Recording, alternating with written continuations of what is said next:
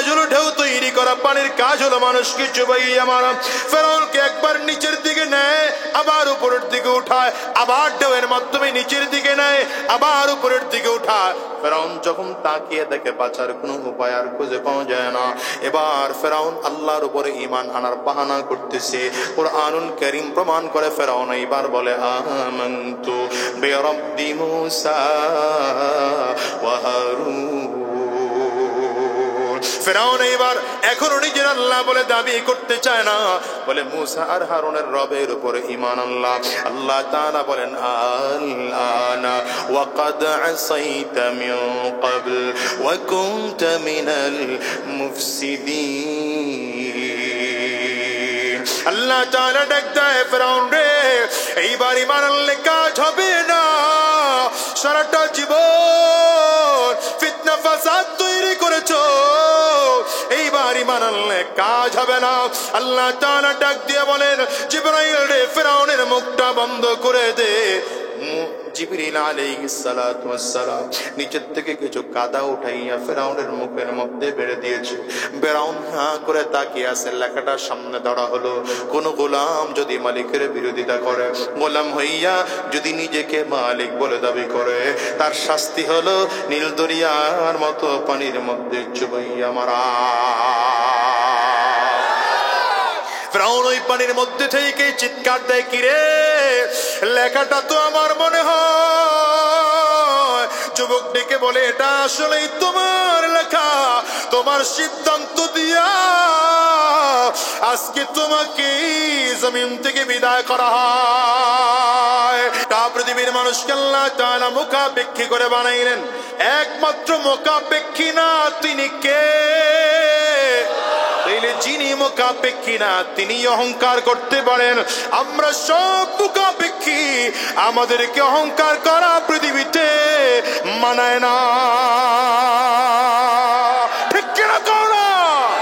এই জন্য যখন কেউ অহংকারী হয়ে যায়, আল্লাহ তাআলা তার পতন ঘটাইয়া ফেলে।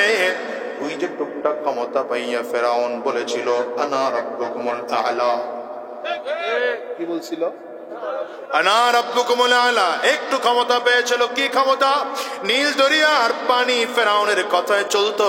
ফেরাউন যদি ভাটা হতে বলতো ভাটা হতো, ফেরাউন জোয়ার হতে বললে জোয়ার হতো। ফেরাউনের কথায় যখন নীল দরিয়া চলতেছে, ফেরাউনকে আল্লাহ তাআলা এমন সুস্থ রেখেছিলেন, গোটা জিন্দেগিতে জ্বর ঠান্ডা কাশি পর্যন্ত ফেরাউনের হয় নাই। এই ক্ষমতা পাইয়া ও মনে করলাম আমি দুনিয়ার সব থেকে বড় ক্ষমতাওয়ালা হয়ে গেলাম। দাবি করেছে আনা রাব্বুকুমুল আ'লা। আল্লাহ বলেন, তুই কত বড় খোদা আমি আল্লাহ পাকের একটু দেখে নেওয়া দরকার। রব্বে কারীম ফেরেশতাদেরকে ডেকে বলেন, ফেরেশতারা তাড়াতাড়ি করো, নীল দরিয়ার পানির চাবিটা ঘোরায় রাখো। কইবেন না সুবহানাল্লাহ? কইবেন না? নীল দরিয়ার পানি ধীরে ধীরে কমে যাওয়া শুরু করেছে। অল্প দিনের মধ্যে গোটা এলাকার মধ্যে দুর্ভিক্ষ শুরু হয়ে গেল। এমন দুর্ভিক্ষ হলো, মিশরের মানুষগুলো সব দৌড়াইয়া ফেরাউনের কাছে গিয়া দাঁড়ায়, খোদা গো, আমরা একমাত্র আপনাকে খোদা বলে জানি, কিন্তু নীল দরিয়ার পানি শেষ হয়ে গেল। আর যদি পানির ব্যবস্থা না হয়, দুর্ভিক্ষের কারণে আমরা মারা যাব। ফেরাউন মুখস্থ উত্তর দিয়ে দিছে, আজকে চলে যাও, আগামীকাল পানি চলে আসবে। বাপ দাদা 14 গোষ্ঠীর ক্ষমতা আসেনি। তুমি একটু সরে বসো বাবা, বক্সটা ছাইড়া, বক্সটা আটকাও না। এই তুমি একটু সরো না, সাউন্ড নাই এটাতে, কম। ফেরাউন ডাক দে, আগামী কালকের মধ্যে পানির ব্যবস্থা করে দেওয়া হবে। পারবে পানি? কথা কয় না। লোকজন দ্বিতীয় দিন আবার আসছে, পানি দেন। কয় আগামীকাল। এই মিয়া, তুমি খালি সামনে বয়ে কতক্ষণ ধরে মোবাইলই টিপতেছো, কি ব্যাপারটা? আগামীকালকের মধ্যে পানি চলে আসবে। একদিন চলে গেছে, আবার লোকজন আসছে, পানি কয়। আবার দ্বিতীয় দিন কয় আগামীকাল। এমন করে করে 3 দিন যখন ক্লিয়ার হয়ে যায়, একজন দাঁড়ায় বলে, খোদা আগামীকালকের মধ্যে যদি পানির ব্যবস্থা নয়, আপনার খোদাগিরির 12টা বাজায় দেব। ফেরাউন ভয় পেয়ে গেছে। আগামীকালকের মধ্যে যদি পানির ব্যবস্থা না হয় অবস্থা খারাপ হয়ে যাবে। রাতের অন্ধকারে একা একা ঘর থেকে বের হয়ে গেল, একা একা ঘর থেকে বের হইয়া পাহাড়ের চূড়ায় উঠেছে। গর্তের মধ্যে ঢুকে কোন কোন বর্ণনা এমন পাওয়া যায় নিজের পা দুইটা নিজে উপরের দিকে বাম দিয়া, মাথা নিচের দিকে দিয়া আল্লাহকে ডাকতে আরম্ভ করেছে, গোদার মালিক, পানি দেওয়ার মালিক আমি না, পানি দেওয়ার মালিক আমি না, পানি দেওয়ার মালিক একমাত্র আল্লাহ, তুমি বলো পানি দেওয়ার মালিক কে? আঙ্গুলটা উঁচা করে চিল্লায়া জোরে বলো কে? সন্তান দেওয়ার মালিক কে? সম্পদ দেওয়ার মালিক কে? ফিরআউন আল্লাহর কাছে দোয়া করে, আল্লাহ আগামীকালকের মধ্যে যদি পানির ব্যবস্থা না হয় আমার খোদাগিরি টিকবে না, আমি নিজেও বাঁচবো কিনা সন্দেহ আছে।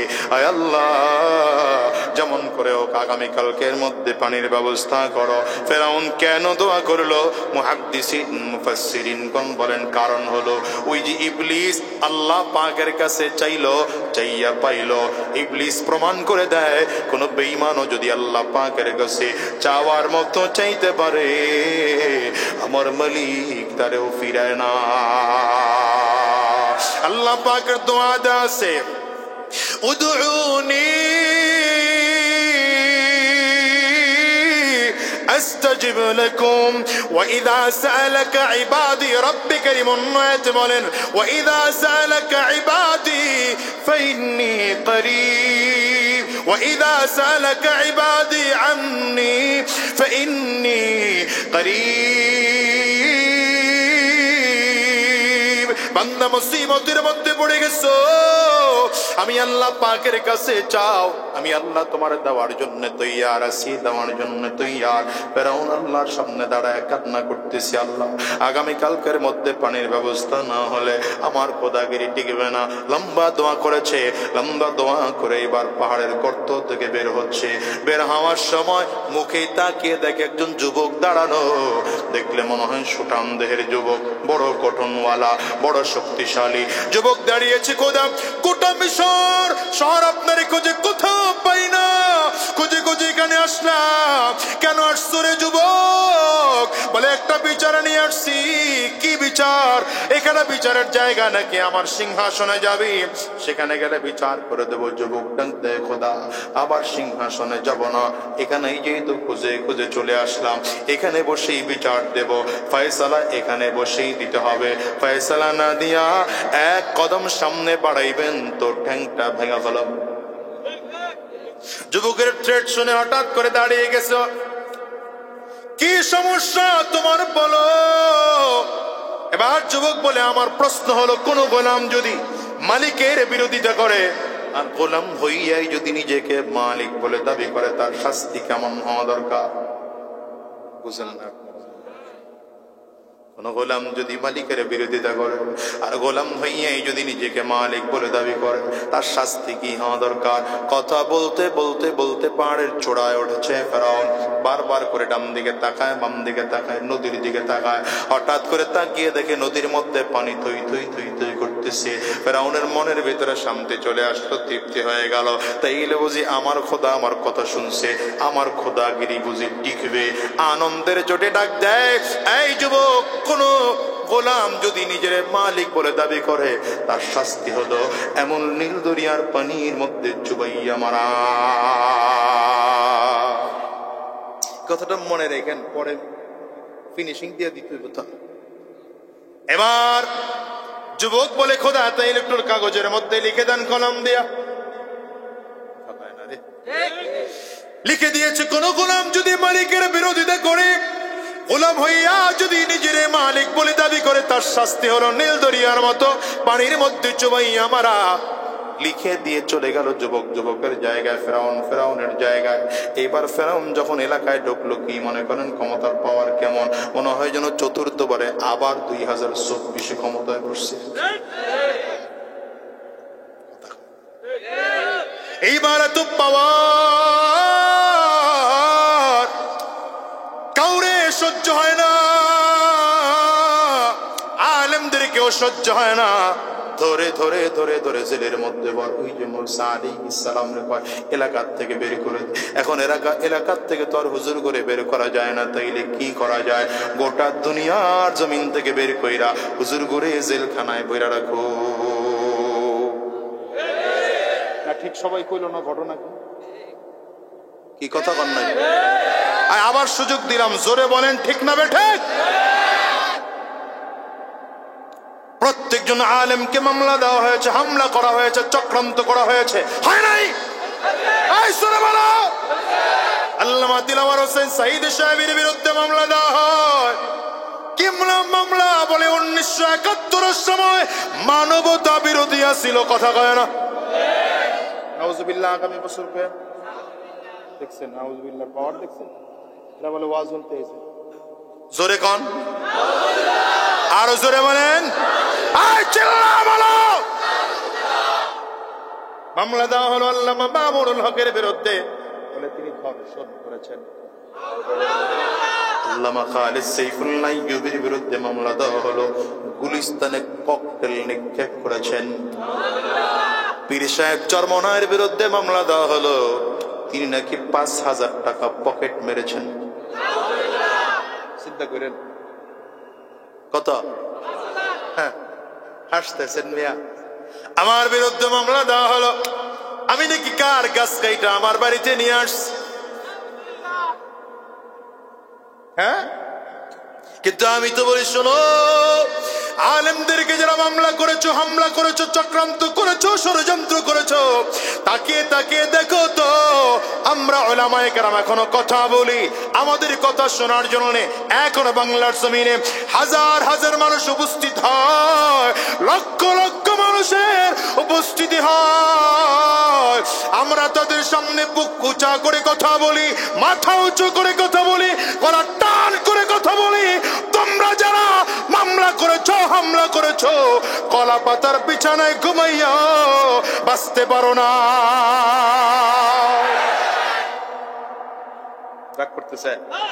প্যান্ট শার্ট খুলে লুঙ্গি পড়েছো, তারপরে দাড়িটারে কামাইয়া চুলের মধ্যে খোলক লাগাইছো, মাছের ডলারে উঠা নিজের জেলে বলে পরিচয় দিয়েছ, তারপরে বাঁচতে পারো না, ধরা খেয়ে গেছো।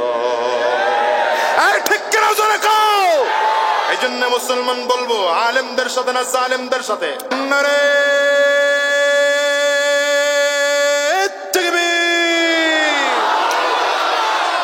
না পোষাইলো না, গাড়ি ভাড়ায় পোষায় নাই আওয়াজ, আরো জোরে লাগবে, 2 হাত উঁচু করে।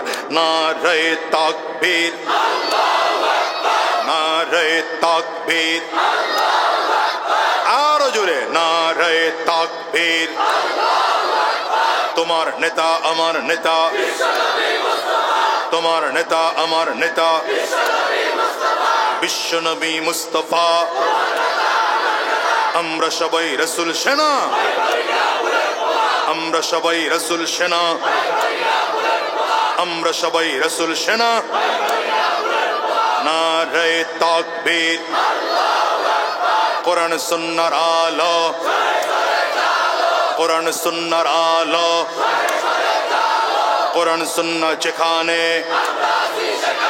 আলেম উলামা যেখানে, পীর বুজুর্গ যেখানে, দিয়েছি তো রক্ত। হাত নিচের দিকে নামাইছে কেন? দিয়েছি তো রক্ত,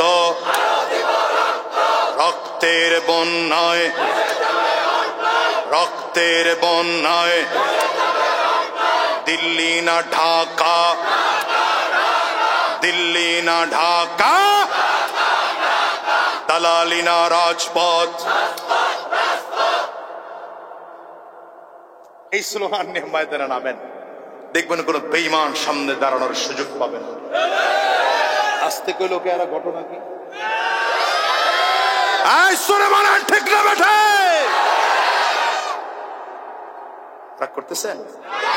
অসুবিধা হইতেছে? অসুবিধা হলে আমারে বলবেন, আপনাদের অসুবিধা হলে আমার দ্বিগুণ সুবিধা। যত কম কথা বলা যায় তো আমার তত লাভ। বস না গিলে গাড়ি ঢুকে আল্লাহ ফেরাউন লিখে দিছে, এলাকায় ঢুকে আসছে, এবার পাওয়ার কি পরিমাণ বাড়লো বুঝেন তো আল্লাহ। এবার পাওয়ারের ঠেলায় কাউরে সহ্যই হয় না। মুসা আলাইহিস সালাতু ওয়াস সালাম সহ উম্মতদেরকে তাড়া দেওয়ার চক্রান্ত শুরু হয়েছে। আল্লাহ তাআলা পয়গম্বর মুসা আলাইহিস সালাম রে কয়, ঠিক আছে, যেহেতু তোমাদেরকে ওরা রাখতে চায় না, তাহলে চলে যাও। পয়গম্বর মুসা আলাইহিস সালাম ফিরআউনের কারণে রওনা করেছেন। যাইতে যাইতে যাইতে যাইতে সেই পাহাড়ের চূড়ায়, দেখো সেই পাহাড়ের ওই কি বলে লোহিত সাগরের কিনারায় চলে গেল। কোথায়? লোহিত সাগরের কিনারায়।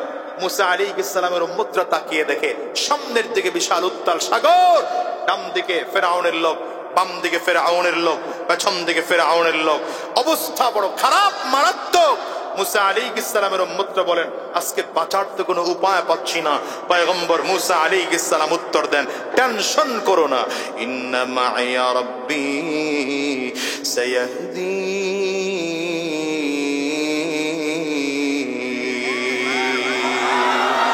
টেনশন করো না, আমাদের সাথে আমাদের আল্লাহ আছেন। বলেন কে আছেন? আঙ্গুলটা উঁচা করে চিল্লা বলো।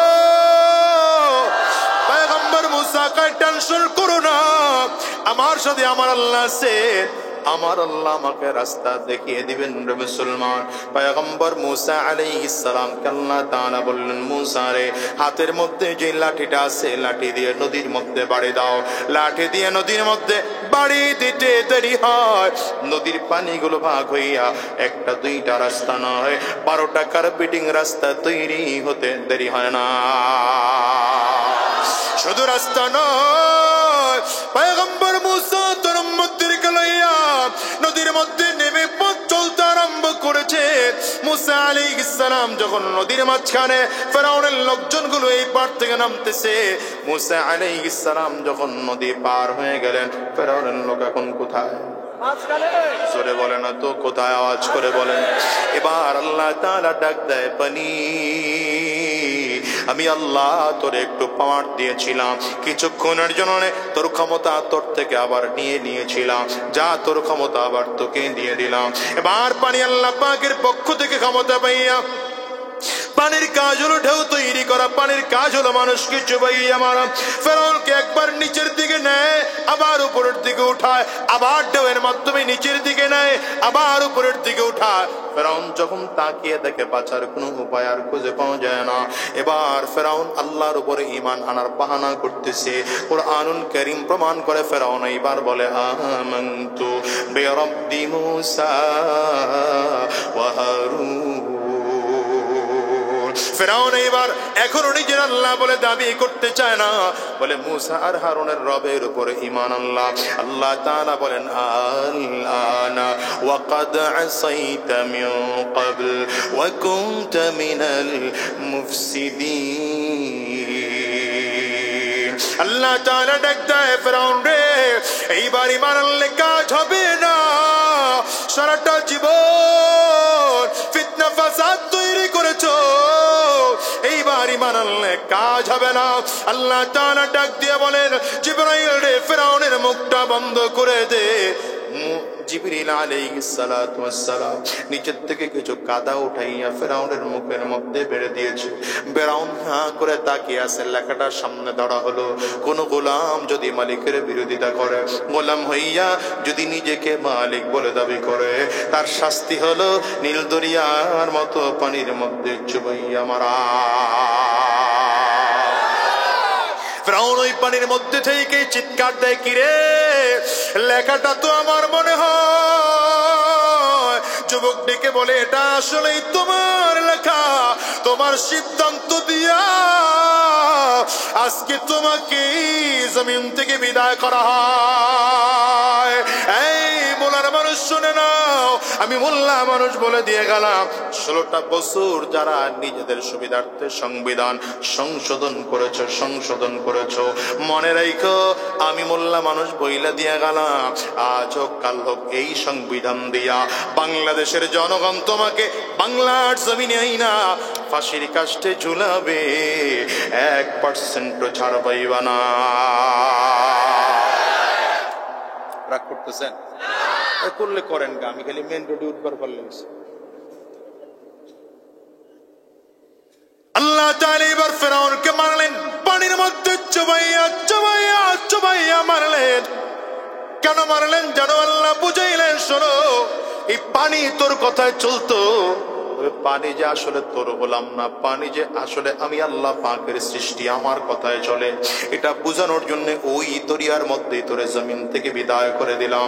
ও দুনিয়ার মুসলমানেরা এখন ফেরাউন মরে পড়ে আছে 40 দিন পানির মধ্যে। কয়দিন? মিশরের মানুষগুলো বিশ্বাস করে না, এত বড় দাপটওয়ালা খোদা মরে কেমনে?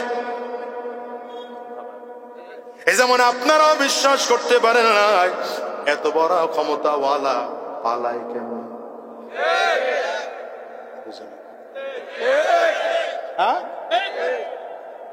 আল্লাহ তাআলা ডাক দেন, পানি তোর ভিতরে ফেরাউনের লাশ আছে, লাশটাকে বের করে চরের মধ্যে ফেলা। পানি এবার ঢেউয়ের তালে তালে তালে তালে এসে চরের মধ্যে ফেললো। এখন চরের মধ্যে ফেরাউনের লাশ পড়ে আছে। মিশরের মানুষগুলো তাকিয়ে তাকিয়ে দেখে ফেরাউনের লাশ লম্বা হয়ে পড়ে আছে। কোনো প্রশ্ন করলে জবাব দিতে পারে না, কোনো কথা বললে জবাব দেওয়ার মতন শক্তি তার নাই, এমনকি মারলে পিটাইলে পর্যন্ত প্রতিবাদ করতে পারে না। মানুষগুলো নিজের চোখে তাকিয়ে দেখে এত বড় দাপটওয়ালা খোদা আজকে মরে পড়ে আছে। এইবার নিজের চোখে যখন দেখলো, মানুষগুলো দেখার পরে বিশ্বাস করলো আসলেই মনে হয় মরেছে। যেমন আপনারা বিশ্বাস করেন নাই, কিন্তু বিকাল 5টা 5:30 বাজে যখন হঠাৎ করে ভিডিও বের হয়ে গেল,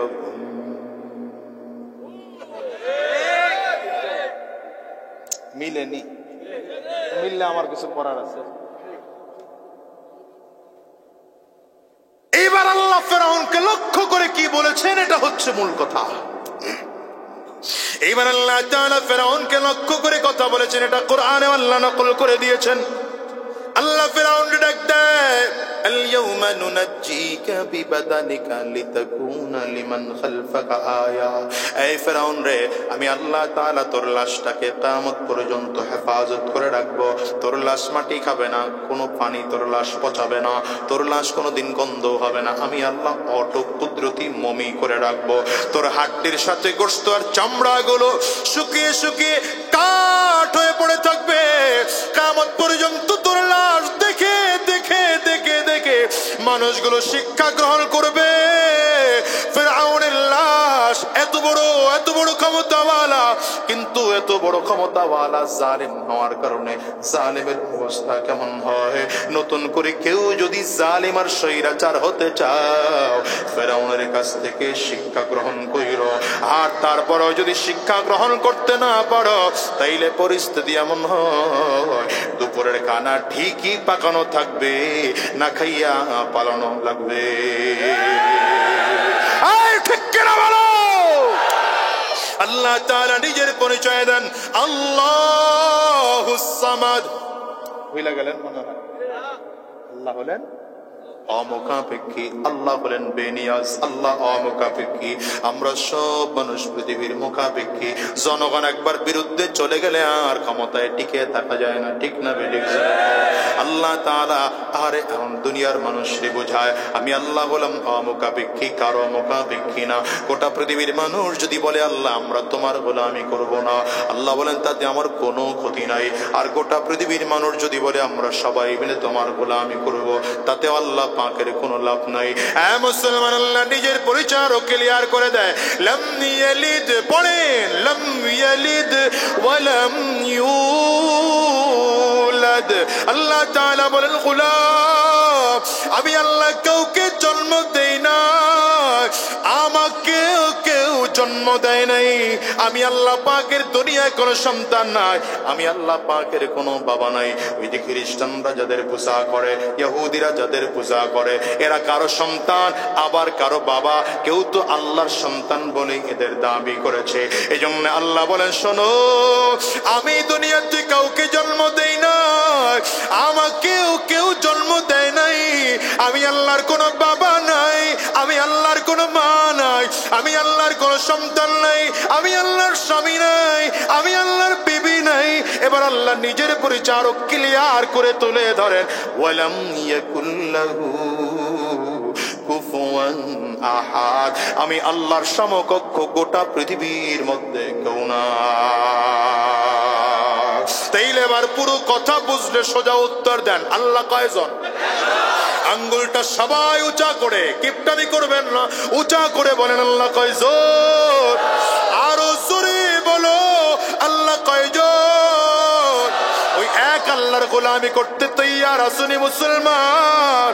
কুল হুয়াল্লাহু আহাদ পড়েন, কুল হুয়াল্লাহু আহাদ আল্লাহুস সামাদ লাম ইয়ালিদ ওয়া লাম ইউলাদ ওয়া লাম ইয়াকুল লাহু কুফুয়ান আহাদ। আবার পড়েন, কুল হুয়াল্লাহু আহাদ কুল হুয়াল্লাহু আহাদ।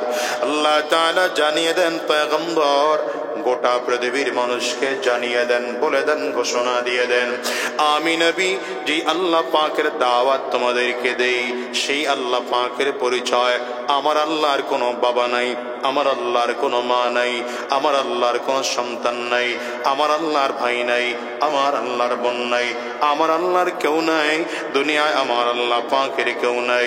আমার আল্লাহ পাকের পরিচয় হলো, আমার আল্লাহ হলেন এক এবং একক। এবার আঙ্গুলটা উঁচা করে বলেন আল্লাহ কয়জন? সবাই ঈমানে আওয়াজ করে আঙ্গুল উঁচা করে চিল্লায় বলেন আল্লাহ কয়জন? আরো জোরে বলেন আল্লাহ কয়জন? ইহুদিরা বিশ্বাস করে খোদা দুইজন, হিন্দুরা বিশ্বাস করে 360, আবার 33 কোটি দেবতা। খ্রিস্টানরা বিশ্বাস করে আল্লাহ হলেন রব, হলেন 3 জন। কিন্তু মুসলমানদের বিশ্বাস, বলেন খোদা কয়জন? বলেন আল্লাহ কয়জন? বলেন রব কয়জন? আলহামদুলিল্লাহ রাব্বিল আলামিন। এই জন্য বান্দা নামাজের মধ্যে দাঁড়িয়ে বলে, আল্লাহ জগৎ সমূহের রব, আল্লাহর জন্যই সকল প্রশংসা। সকল প্রশংসা কার জন্যে? ওই আল্লাহ আসমান বানিয়েছে, ওই আল্লাহ জমিন বানিয়েছে, ওই আল্লাহ পাহাড় পর্বত নদী নালা গাছপালা বানিয়েছে। তাইলে আল্লাহ পাকের 1 নম্বর পরিচয়, আল্লাহ হলেন এক এবং একক। আল্লাহ পাকের দুনিয়ায় কোনো সন্তান নাই, আল্লাহ পাকের বাবা নাই, আল্লাহ পাকের মা নাই, আল্লাহ পাকের ভাই নাই, আল্লাহ পাকের বোন নাই। আল্লাহ তাআলা এবার নিজের পরিচয় আরো ক্লিয়ার করে দ্বিতীয় আয়াতের মধ্যে বলেন আল্লাহুস সামাদ। পড়েন আল্লাহুস সামাদ। আল্লাহ তাআলা নিজের পরিচয় আরো ক্লিয়ার করে তুলে ধরেন, গোলাম আমি আল্লাহ পাকের পরিচয় হলো, আমি আল্লাহ অমুখাপেক্ষী, বেনিয়াজ। দুনিয়াতে আল্লাহ যত মানুষ বানিয়েছেন, সব মানুষকে আল্লাহ তাআলা মুখাপেক্ষী করে বানিয়েছেন। মুখাপেক্ষী ছাড়া একজনই আছেন, বলেন তিনি কে? এই গোটা পৃথিবীর যত মানুষ, সব মানুষগুলোকে আল্লাহ তাআলা মুখাপেক্ষী করে বানিয়েছেন। আমরা সব মুখাপেক্ষী, কেউ অমুখাপেক্ষী না।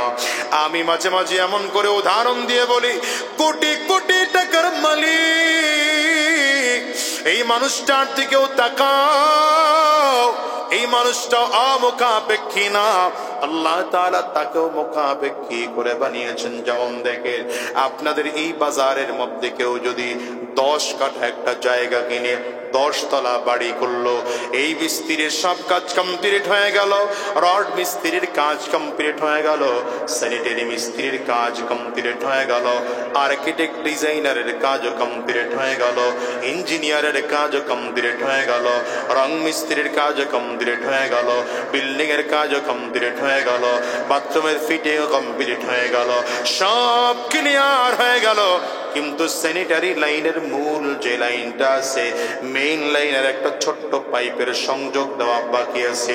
হয়তো পাইপের সংযোগ, এই পাইপের দাম হয়তো 500 টাকা, যিনি সংযোগ দিবে সেই মিস্ত্রির বিল 500 টাকা। মাত্র 1000 টাকার জন্য বাড়িটা বসবাস অযোগ্য হয়ে আছে। কেন আল্লাহ তাআলা গোটা পৃথিবীর মানুষকে বুঝাইলেন, এরে গোলাম, দুনিয়ার যত কোটি কোটি টাকার মালিক হতে পারো, আল্লাহ তাআলা তোমাকে ওই স্যানিটারি মিস্ত্রির মুখাপেক্ষী বানাইলাম। 500 টাকা মজুরি নেওয়া স্যানিটারি মিস্ত্রির মুখাপেক্ষী করে বানাইলাম। যতদিন তারে পাইবা না, কোটি টাকার বাড়িতে বসবাস করা যাবে না। ঠিক না? ঠিক না? ঢাকার শিল্পপতি আপনাদের এলাকার মধ্যে ঢুকলো, 5 কোটি টাকা দিয়ে মার্সিডিজ গাড়ি কিনে, পাজেরো গাড়ি কিনে আপনাদের এলাকার মধ্যে ঢুকলো, বিশাল দামি গাড়ি। এই রাস্তা দিয়ে যাওয়ার সময় লোহা ঢুকেছে চাকার মধ্যে, গাড়ি চলবে না। লোহা চাকার মধ্যে ঢুকে গাড়ি পাঞ্চার হয়ে গেল, এখনই গাড়ি চলবে না। 5 কোটি টাকার গাড়ি 1 কিলো সামনে চালানোর কায়দা নেই। চাকাটা খুলে ওই দোকানদারের কাছে নিয়ে যেতে হবে। আর রাস্তার পাশে যে মানুষটা ছোট ট্যাঙ্কির মধ্যে হাওয়ার মেশিন নিয়ে বসে, মাত্র 5 টাকার হাওয়া, 10 টাকার হাওয়া, এই 5 টাকা হাওয়া ওয়ালার জন্য পুরো 5 কোটি টাকার বিশাল গাড়িটা আজকে অচল হয়ে গেল। আল্লাহ তাআলা বুঝাইলেন, যত কোটি কোটি কোটি টাকার মালিক হও, ওই 5 টাকা হাওয়া ওয়ালার মোকাবেক্ষে আমি আল্লাহ তোমারে করে বানাইলাম। এই জন্যই তো রব্বে কারীম হাদিসে কুদসির মধ্যে বলেন, নবী আমার বলেন, আল কিবরু রিদাই, অহংকার হচ্ছে আমার চাদর। যেহেতু আল্লাহ হলেন একমাত্র অমুখাপেক্ষী, তাইলে অহংকার একমাত্র আল্লাহ তাআলা করতে পারেন। আমরা কেউ অমুখাপেক্ষী না, আমরা প্রত্যেকে একজন আরেকজনের মুখাপেক্ষী।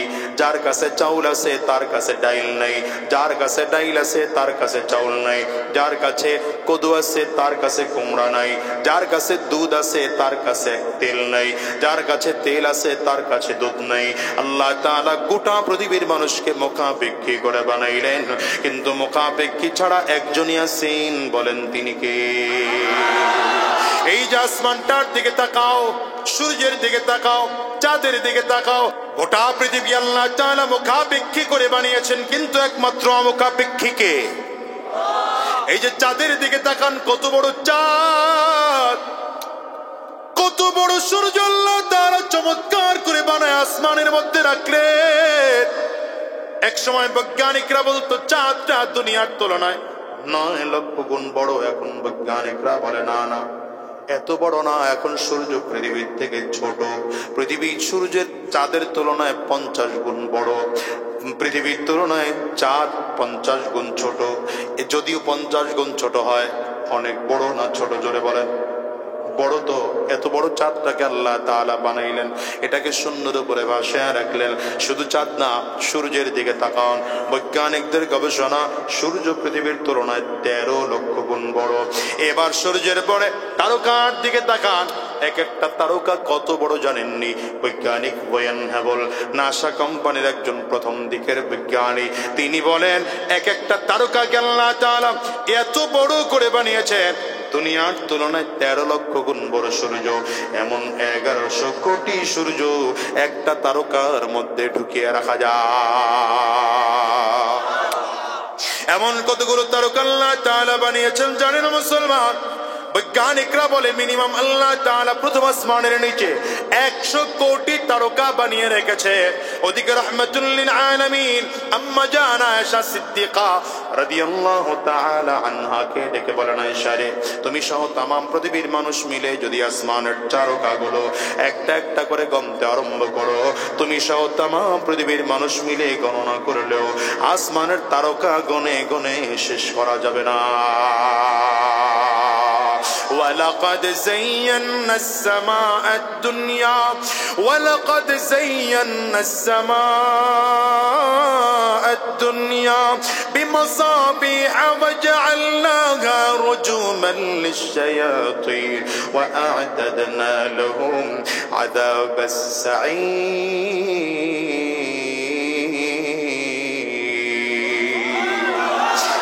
তাআলা বলেন, আমি আল্লাহ তাআলা প্রথম আসমানটাকে তারকা দিয়ে সাজাইলাম। এই আসমান তারকা দিয়ে সাজানোর পরে এরপরে আল্লাহ তাআলা 7 আসমান বানাইলেন। বলেন কয় আসমান? আরো জোরে বলো, কয় আসমান? هو الذي خلق 7 سماوات طباقا ما ترى في خلق الرحمن من تفاوت فارجع البصر هل ترى من فتور রব্বে করিম বলেন আমার আসমানের দিকে তাকিয়ে তাকিয়ে দেখো আমি আল্লাহ তাআলা কত চমৎকার করে আসমান বানাইলাম। বৈজ্ঞানিক নজর দিয়ে তাকাও, একবার তাকাইলা হয় নাই, আবার তাকাও। ইঞ্জিনিয়ারিং নজর দিয়ে তাকাও, বৈজ্ঞানিক নজর দিয়ে তাকাও, আর্কিটেক্ট ডিজাইনার নজর দিয়ে তাকাও। তাকিয়ে তাকিয়ে দেখো আমি আল্লাহ পাকের আসমান বানানোর মধ্যে ভুল ত্রুটি বের করতে পারো কিনা। মৌলানা তারিক জামিল সাহেব তার কিতাবের মধ্যে লেখেন আল্লাহ তাআলা প্রথম আসমানকে স্বচ্ছ সাদা কাঁচ দিয়ে বানাইছে, দ্বিতীয় আসমানকে আল্লাহ তাআলা লোহা দিয়ে বানিয়েছেন, তৃতীয় আসমানকে আল্লাহ তাআলা তামা দিয়ে বানিয়েছেন, চতুর্থ আসমানকে আল্লাহ তাআলা রূপা দিয়ে বানিয়েছেন, পঞ্চম আসমানকে আল্লাহ তাআলা স্বর্ণ দিয়ে বানিয়েছেন, ষষ্ঠ আসমানকে আল্লাহ তাআলা মণি মুক্তা দিয়ে বানিয়েছেন, সপ্তম আসমানকে আল্লাহ তাআলা জবরদস্ত পাথর আর ইয়াকুত পাথর দিয়ে তৈরি করেছেন। এই যে সাত আসমান তৈরি করলেন আমার আল্লাহ তাআলা, শুধু সাত আসমান নয়, আল্লাহ তাআলা এভাবে করে সাত জমিন তৈরি করেছেন। শুধু সাতটা জমিন নয়, এই জমিনের মধ্যে আবার আল্লাহ তাআলা পানি তৈয়ার করলেন। কত জায়গায় আল্লাহ তাআলা পানি দিলেন, সাগরের মধ্যে পানি, পুকুরের মধ্যে পানি, খাল বিলের মধ্যে পানি, নদীর মধ্যে পানি। এক এক জায়গার পানির আবার এক এক রকম স্বাদ পাওয়া যায়।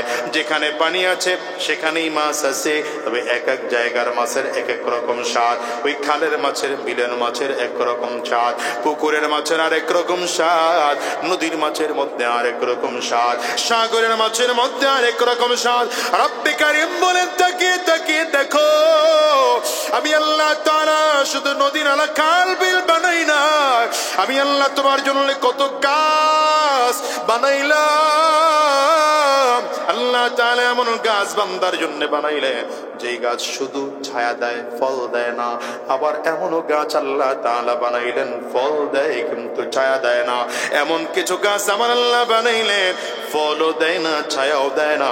আবার এমনও কিছু গাছ বানাইলেন ফলও দেয়, ছায়াও দেয়। আবার এমন গাছ আল্লাহ তাআলা বানাইলেন ফলটাকেও খাওয়া যায়, গাছটাকেও খাওয়া যায়। কুমড়া গাছ কথা কয়, কুমড়া ফলটারেও খাওয়া যায়, গাছটারেও খাওয়া যায়। লাউ গাছের লাউটারেও খাওয়া যায়, গাছটারেও খাওয়া যায়। এমন গাছ আল্লাহ তাআলা বানাইলেন ফলও খাওয়া যায় না, গাছটাকেও খাওয়া যায় না। মাকাল ফলও খাওয়া যায় না, মাকাল ফলের গাছটাকেও খাওয়া যায় না। রব্বে কারীম কয় গোলাম তাকিয়ে দেখো এরপরে কত চমৎকার করে আমি আল্লাহ তোমার জন্য প্রাণী বানাইলাম। দেখেন তো আল্লাহ তাআলা এমন কিছু প্রাণী বানাইলেন বান্দাকে দুধ দেয়, এমন কিছু প্রাণী বানাইলেন বান্দাকে ডিম দেয়। এত প্রাণী বানাইলেন আল্লাহ বান্দার জন্য খাওয়া হালাল, এমন প্রাণী বান্দার জন্য বানিয়েছেন বান্দার জন্য খাওয়া হারাম। এত সব কিছু আল্লাহ তাআলা বানানোর পরে বলেন এই গোলাম তোর দিকে তুই তাকিয়ে তাকিয়ে দেখ আমি আল্লাহ কেমন করে তোরে বানাইলাম। ওয়াফি আনফুসিকুম আফালা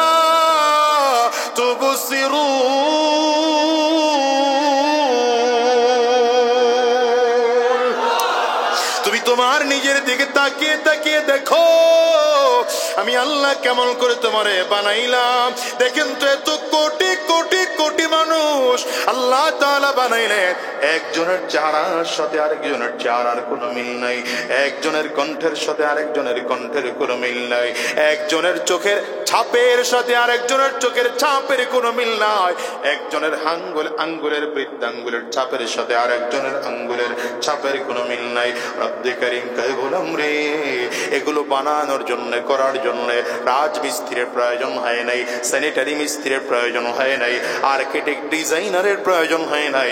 ইদা আরাদা শাইআন আন ইয়াকুলা লাহু কুন ফায়াকুন।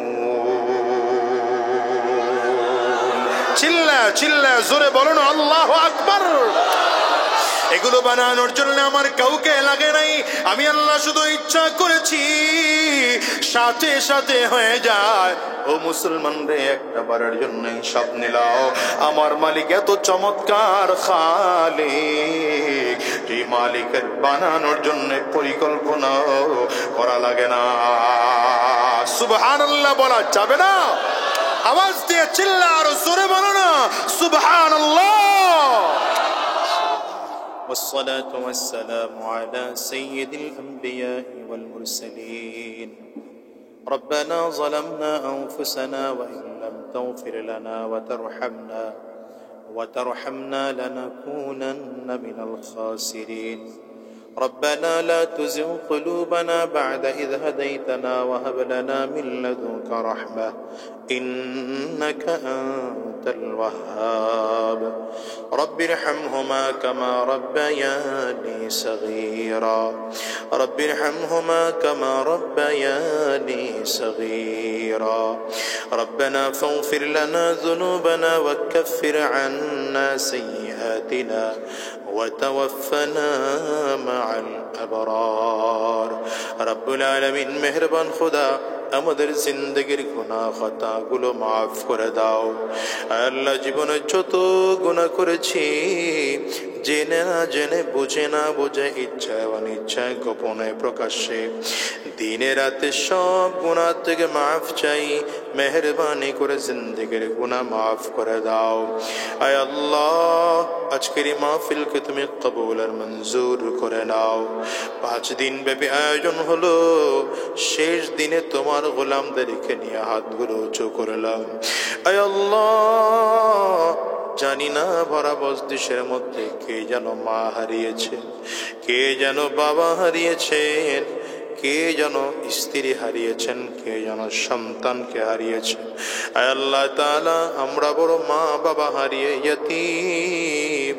আয় আল্লাহ আমাদের আব্বা আম্মার কবরগুলো জান্নাতের টুকরা বানিয়ে দাও। যাদের আব্বা আম্মা বেঁচে আছেন হায়াতে বরকত দান করো। আব্বা আম্মার বেশি বেশি করে করার খেদমত করার তৌফিক দান করো। আল্লাহ আজকের এই মাহফিলকেও তুমি কবুল করে নাও। 5 দিন ধরে যা কথা হলো সহি কথাগুলোর উপরে আমল করার তৌফিক দিয়ে দাও। বেহুদা কথা থেকে আমাদেরকে বিরত থাকার তৌফিক দিয়ে দাও। রব্বে কারীম যতদিন এই জমিনের মধ্যে বেঁচে থাকবো তোমার গোলামি করার তৌফিক দিয়ে দাও। জমিন থেকে যখন বিদায় হয়ে যাব ঈমান নিয়ে যাওয়ার তৌফিক দিয়ে দিও। শয়তানের ধোঁকা থেকে হেফাজত করো, জালিমের জুলুম থেকে হেফাজত করো, হিংসুকের হিংসা থেকে হেফাজত করো, সব রকম বিপদ আপদ থেকে হেফাজত করো। আয় আল্লাহ গোটা দেশটাকে তুমি হেফাজত করো। এই দেশকে ইসলামের জন্য কবুল করে নাও, এই দেশকে কোরআনের জন্য কবুল করে নাও। আয় আল্লাহ আমাদেরকে দ্বীন ও ইসলামের পথে চলার তৌফিক দিয়ে দাও। যারা দেশ নিয়ে চক্রান্ত ষড়যন্ত্র করছে ওদেরকে হিদায়াত দিয়ে দাও। নসিবে হিদায়াত না থাকলে ওদেরকে ধ্বংস করে দাও। আয় আল্লাহ আমাদেরকে দ্বীনের জন্য কবুল করে নাও। রব্বে কারীম আমাদেরকে দ্বীনের জন্য কবুল করে নাও। আয় আল্লাহ 5 দিন ব্যাপী আয়োজন করতে গিয়ে যারা টাকা পয়সা মেধাশ্রম বুদ্ধি দিয়ে সহযোগিতা করলেন, প্রশাসনের ভাইয়েরা জনপ্রতিনিধিরা, মাইক লাইট স্টেজ প্যান্ডেলের দায়িত্ব যারা পালন করেছেন প্রত্যেককে তুমি কবুল আর মঞ্জুর করে নাও। আয় আল্লাহ আমাদেরকে দ্বীনের পথে চলার তৌফিক দিয়ে দাও। দুনিয়ার জমিনে যতদিন বেঁচে থাকবো তোমার গোলামি করার তৌফিক দিয়ে দাও। জমিন থেকে যখন বিদায় হয়ে যাব ঈমান নিয়ে যাওয়ার তৌফিক দিয়ে দিও। আয় আল্লাহ তাআলা যারা যে যে উদ্দেশ্য দোয়া চেয়েছেন প্রত্যেকের উদ্দেশ্যগুলো কবুল করে নাও। প্রত্যেকের দিলের নেক মাকাসিদ গুলো পূরণ করে দাও। আল্লাহ আমাদেরকে দ্বীনের জন্য কবুল করে নাও। সুবহানা রাব্বিকা রাব্বিল ইজ্জাতি আম্মা ইয়াসিফুন ওয়া সালামুন আলাল মুরসালিন والحمد لله رب العالمين।